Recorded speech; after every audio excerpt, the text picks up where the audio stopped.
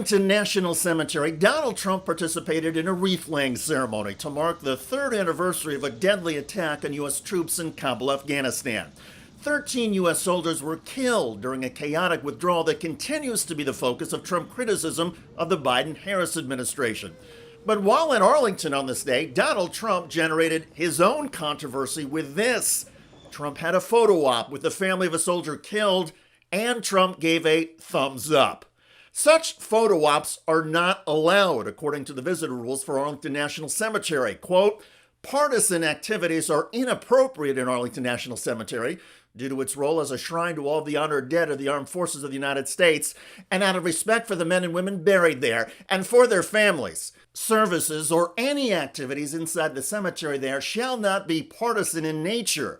A service is partisan and therefore inappropriate if it includes commentary, support of, or in opposition to, or attempts to influence any current policy of the armed forces, the government of the United States, or any state of the United States, if it endorses the cause of a political party, or if it has a primary purpose to gain publicity or engender support for any cause.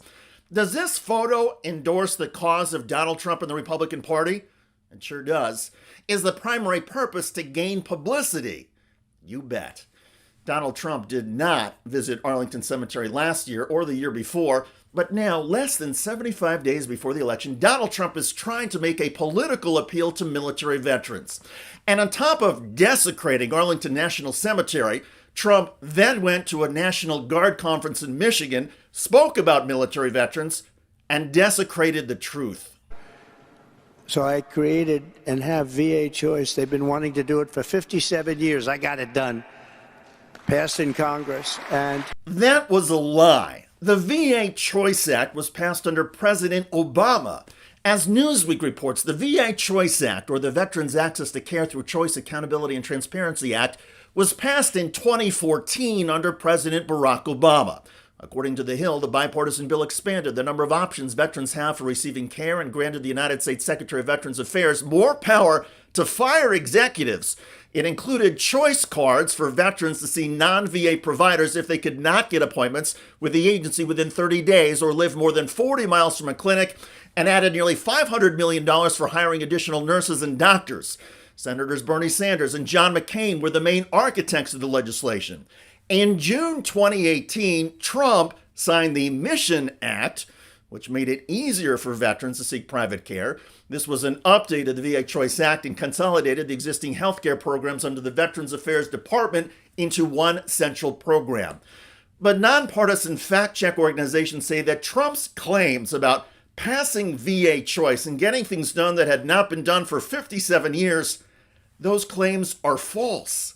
Donald Trump has lied about this before. The Washington Post says Trump has lied about Veterans' Choice more than 200 times. Still, to lie again just hours after violating the rules of decorum at Arlington National Cemetery is particularly noxious. Also, keep in mind that for all of Donald Trump's efforts to align himself with military veterans, Donald Trump's own former White House chief of staff said that Trump referred to America's war dead as suckers and losers. To be clear, Donald Trump is not breaking any laws by lying about his administration record, and officials at Arlington National Cemetery are not commenting about Trump's desecration except to point to the written rules. Still, the cheap political machinations of Donald Trump should be clear and obvious to everybody.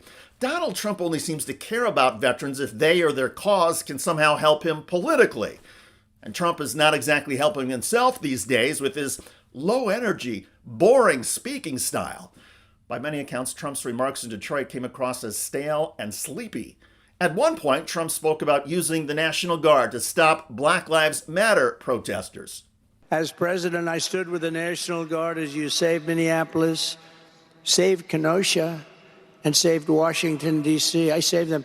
If I didn't override what they wanted to do and what tradition is, those places would have been, we would have lost every monument in Washington. You know, they came into Washington and they were very rambunctious. They liked to pull the statues down, some of these beautiful statues.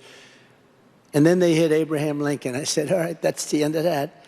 And I found there was a bill from the early 1900s. We don't do bills like that anymore. This said, if you touch government property, statues, monuments of any kind, you will serve 10 years with no probation, no early getting out. You go to jail for 10 years. Very simple. It was beautifully stated. It was like one paragraph. And it had dust on it. It was dusty. Nobody used it because we wouldn't do that because we become very soft. They only go after political opponents. They don't do anything like murderers. Those guys are safe. Drug dealers, no problem. But political opponents, they go after. So this was in very bad. It was a very old bill. And I had a news conference, and they were all over. They wanted to take down the Thomas Jefferson, the Jefferson Memorial. They wanted to take it down. They were heading that way. They were actually heading that way. We had them all stopped, but they were heading that way. It's like fighting a war. Much of Donald Trump's description about the Black Lives Matter protesters in Washington is rubbish, of course. And the other problem for Donald Trump is that while he praises an old bill to lock up people who trample on national monuments and buildings, Trump seems oblivious to the contradiction with January the 6th. Donald Trump has vowed to pardon the people who were convicted on charges stemming from the January 6th riot. Consistency is not a Donald Trump strength, except to the extent that Donald Trump repeats his lies and cheapens America's most hallowed grounds. What a shame. By the way, Donald Trump's daughter-in-law, Lara Trump, is now getting ridiculed for her epic stupidity. That if you're a person who is attempting to cheat in our elections or an illegal citizen attempting to illegally vote in our elections, we will find you. Did you catch that with Lara Trump? Here's the Republican chair slowed down. Attempting to cheat in our elections or an illegal citizen attempting to illegally vote. Raw story. Stupid Lara Trump ridiculed by critics after threat against illegal citizens. Keith Olbermann. There's a lot of illegal stupid in the Lara Lee Trump and Eric Trump household. Kathy Coleman. Illegal citizen? I think Lara's dumber than a pile of dumb rocks. Bruno Amato. Almost every person found guilty of voter fraud, a microscopic total of total votes cast, have been Republicans.